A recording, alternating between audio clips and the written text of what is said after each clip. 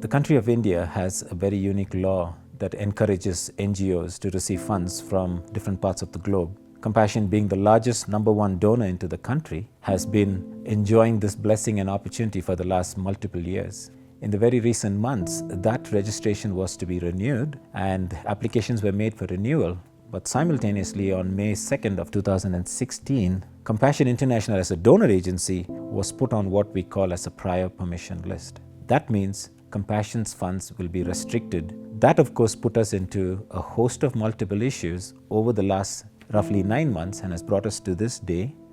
We have been unable to renew our East India registration, as well as our funds in the projects have started getting depleted. Projects are shutting down and the restriction is not being lifted. The organization is committed to continuing its role of licensing with the government and continuing to be totally submissive to the Indian government's direction and expectation. We are collaborating fully with the government of India. We are committed to being fair and honest before them, and we have not broken any law. In the meantime, we are continuing to do what we could with our US contacts, through the US government side. The team here goes out of the way to make sure that we are supporting their endeavors and they are moving the need forward. I think at some point of time, God willing, if this were to get in a breakthrough, we are committed to going again into another conversation and getting face to face and seeing how this can be resolved.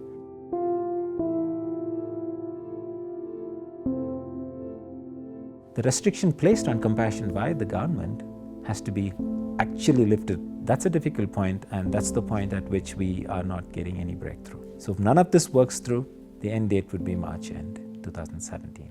I'm very hopeful that the churches will continue this program. They may not be able to carry it on or maybe continue it at the scale and the scope of a compassion-assisted program. I would encourage sponsors to continue to be praying that God's will would be done in this issue. Pray specifically for your child. Pray specifically for the child's family and pray specifically for the project. They continue to live there. The churches continue to see that child. They need God's grace to do whatever they can. Maybe God should open a new door for them, or God should give them resources because the child didn't do anything wrong. Sponsors, please continue to pray for that transition, that God's wisdom and the Holy Spirit would dwell in their minds to know that this is not something that is done to them, but something that God is having a greater purpose with. So pray for that clarity and understanding. And at this point of time, we want to say thank you so much on behalf of the millions of children, especially the 145,000 children in India. Thank you so much for your faithfulness. Because what you have done is you have helped bring that light, that child from darkness to light. You have also helped let that child know what it means to have hope when there was no hope, what it means to have food, what it means to play, what it means to have protection and love and security. You have played a role in that. So don't think that it's over.